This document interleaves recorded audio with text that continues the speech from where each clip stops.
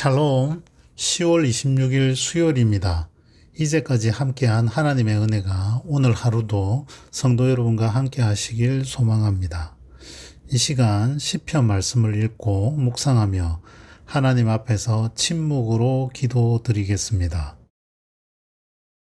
시편 103편 12절에서 14절 말씀입니다. 동이 서에서 먼 것 같이 우리의 죄가를 우리에게서 멀리 옮기셨으며 아버지가 자식을 긍휼히 여김같이 여호와께서는 자기를 경외하는 자를 긍휼히 여기시나니 이는 그가 우리의 체질을 아시며 우리가 단지 먼지뿐임을 기억하심이로다.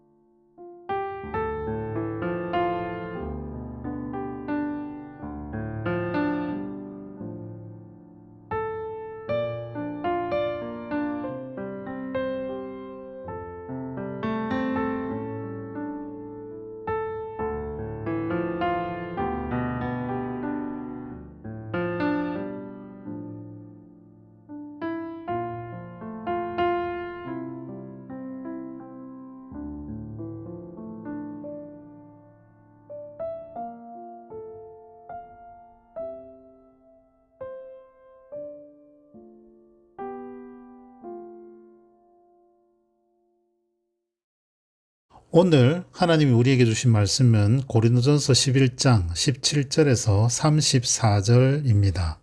함께 말씀을 읽고 우리에게 들려주시는 하나님의 음성을 듣겠습니다.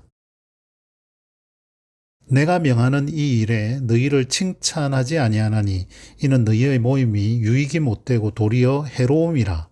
먼저 너희가 교회에 모일 때에 너희 중에 분쟁이 있다함을 듣고 어느 정도 믿거니와 너희 중에 파당이 있어야 너희 중에 옳다 인정함을 받은 자들이 나타나게 되리라.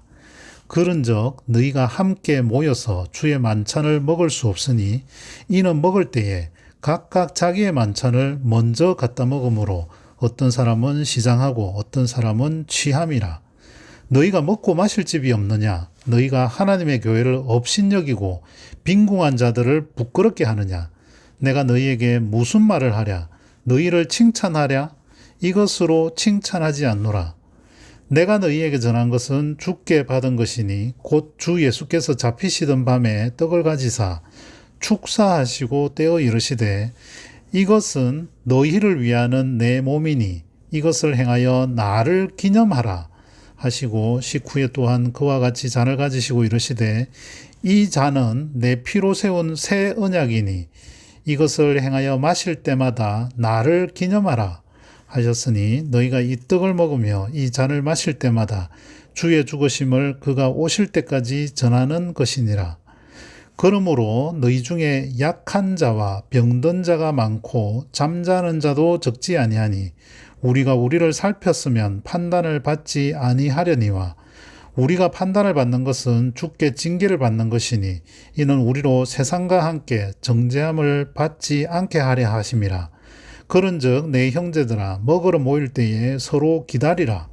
만일 누구든지 시장하거든 집에서 먹을지니 이는 너희의 모임이 판단받는 모임이 되지 않게 하려 함이라. 그 밖의 일들은 내가 언제든지 갈 때에 바로잡으리라. 성도 여러분, 여러분에게 미화 십자가 교회가 다른 교회와 가장 큰 차이는 어떤 것이라 보십니까? 올해 10월처럼 명화와 함께하는 예배, 이런 것도 있겠습니다만 매주일 예배 때마다 성찬이 있다는 점을 꼽을 수도 있겠습니다. 보통 다른 교회에서는 1년에 한두 번, 많아도 3번 이상은 힘든 것이 현실이기 때문입니다. 물론 빵이 납작한 과자 형태나 카스테라가 아니라 통빵을 찢어 먹는다거나 포도주를 잔으로 마시지 않고 빵을 찍어 먹는 것이 조금 다르다고도 할 수 있겠습니다. 오늘 말씀은 올해 사순절 성목요일에 저와 함께 나누었던 것인데 공교롭게도 제가 또 맡게 되었습니다. 교역자들끼리 완전히 순서대로 배정한 것인데요. 그때 그 시간상 드리지 못했던 내용을 함께 나누려고 합니다. 오늘 본문의 앞부분은 사도 바울이 고린도 교회를 책망하는 대목입니다. 보통은 파당이라든가 음행 이런 것들이 책망 사유였는데 오늘은 주의 만찬과 관련한 것으로 기록되어 있습니다. 내용도 조금 원색적입니다. 각기 자기의 만찬, 즉 저녁 식사를 먼저 갖다 먹었느냐, 누구는 못 먹고 누구는 취하고 이게 뭐냐, 너희들이 이러고도 주의 만찬을 같이 먹을 수 있느냐, 너희가 먹고 마실 집이 없느냐, 교회를 업신여기지 말라. 좀처럼 다른 데서 좀 보기 어렵고 성만찬으로 그 뒤에 본문들이 이어지기 때문에 저도 신학 공부하기 전에는 무슨 뜻인지 알지 못하였습니다. 성만찬은 유월절 유대인의 관습을 따른 것입니다. 예수님이 잡히시기 전 제자들과 마지막 저녁 식사를 하셨고 초대교회에서 그걸 기념하라는 주님의 명령을 따라서 계속한 것으로 보입니다. 그런데 이 식사는 우리의 성찬과는 달리 완전한 저녁 식사였습니다. 일종의 풀코스 식사였다고나 할까요? 또 한 가지 문화적 차이점은 당시에는 말씀 듣는 시간이 2-3시간씩 계속되었다고 합니다. 그래서 식사를 함께 나누면서 진행이 되었고요. 또 당시를 묘사한 그림들을 보면 자세도 이렇게 쿠션 같은 것에 기대어 있거나 그 사실 반쯤 누운 상태에서 듣고 있는 그런 장면들을 쉽게 볼 수 있습니다. 즉 고린도 교인들이 일을 끝내고 돌아와서 저녁 식사를 함께 나누면서 말씀을 듣고 예배를 드렸습니다. 문제의 발단은 교인들의 퇴근 시간이 달랐다는 데 있었습니다. 요즘 말로 화이트 칼라와 블루 칼라의 차이가 발생한 것입니다. 귀족에 가까운 일종의 화이트 칼라층은 낮에 일을 하지 않거나 일찍 끝내고 교회에 와서 바로 식사와 포도주를 마시기 시작했습니다. 그런데 블루칼라 교인들, 가난한 교인들은 일을 끝내고 오다 보니 늦게도 도착하고 또 자신의 식사를 준비해 오지도 못했습니다. 그런데 일찍 온 다른 교인들이 가져온 것들, 그런 음식들은 동이 나버렸고 또 포도주에 이미 취해버렸다는 것입니다. 바울이 이 점을 책망하고 있습니다. 그런데 이 당시에 다른 관습들과 비교하면 몇 가지 혁명적인 차이도 발견할 수 있습니다. 당시 신분제 사회였는데요. 교회는 이것을 뛰어넘어 함께 식탁 공동체를 형성하고 있었다는 점입니다. 부자는 부자끼리, 귀족은 귀족끼리 어느 사회에나 그렇게 모이기가 쉽고 그것이 자연스러운 현상이라고도 볼 수 있는데요. 이 교회에서는 함께 모여서 식사를 하였다는 것이죠. 물론 그거에 제대로 되지 못해서 바울 사도가 책망하고 있지만 어쨌든 형태는 그런 형태를 갖추고 있었다라는 것입니다.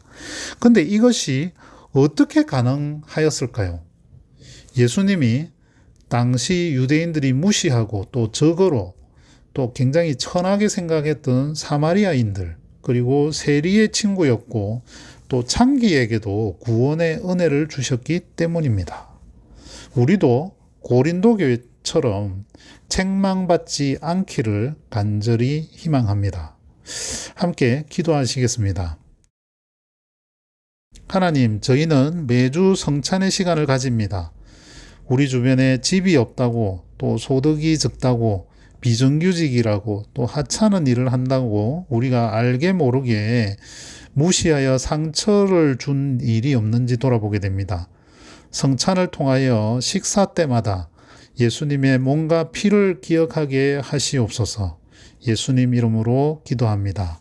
아멘.